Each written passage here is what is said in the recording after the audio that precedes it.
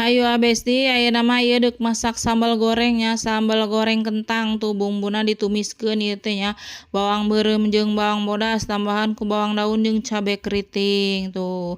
Geus kieu mah asupkeun we teh si kentangna Besti tah nya, diaduk-aduk terus tambahan ieu teh make ati ampela.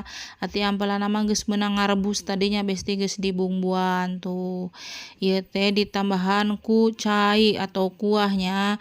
Soalna si kentang teh tadi poho henteu digorengkeun heula tuh tambahan deui teh ku bumbu penyedap kaldu jeung bawang bodas tah.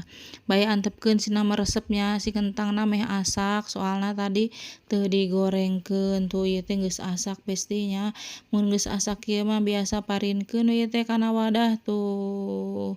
Besti geus asak. Tinggal dihablemkeun ieu teh nya tuh. Jeung sangu haneut. Hayu Besti, nuhun tos nongton videona.